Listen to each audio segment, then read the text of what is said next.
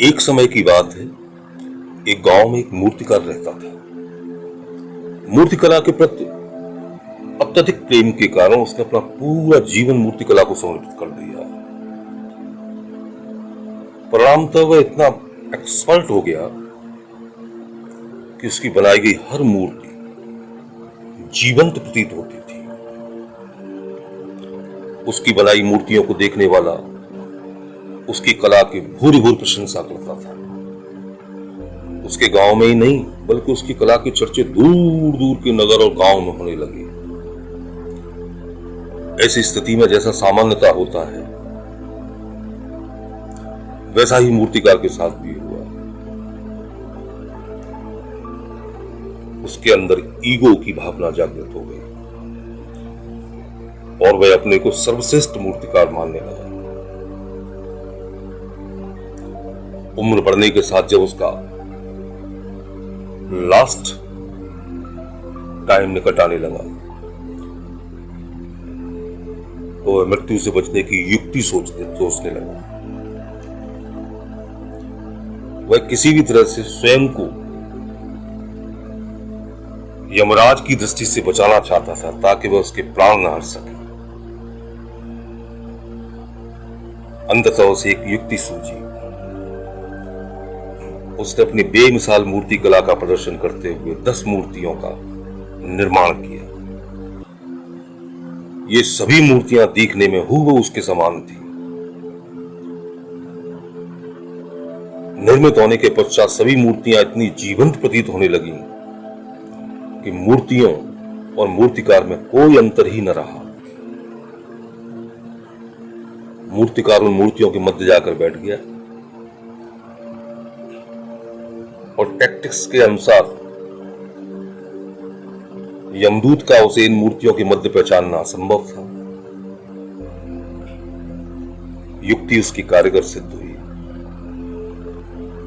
जब यमदूत उसके प्राण हारने आया तो 11 एक तरीके की मूर्तियों को देखकर चकित रह गया। वह उन मूर्तियों में अंतर कर पाने में असमर्थ था, किंतु उसे मालूम था कि इन्हीं मूर्तियों के मध्य मूर्तिकार छुपा बैठा है। मूर्तिकार के प्राण हरने के लिए उसकी पहचान आवश्यक थी। उसके प्राण न हर पाने का अर्थ था प्रकृति के नियम के विरुद्ध जाना, और प्रकृति के नियम के अनुसार मूर्तिकार का अंत आ चुका था। मूर्तिकार की पहचान करने के लिए यमदूत हर मूर्ति को तोड़कर देख सकता था, किंतु वह कला का अपमान नहीं करना चाहता था। इसलिए इस समस्या को उसने एक अलग ही सॉल्यूशन निकाला। उसे मूर्तिकार के अहंकार का बोध था। उसके ईगो पर चोट करते हुए बोला,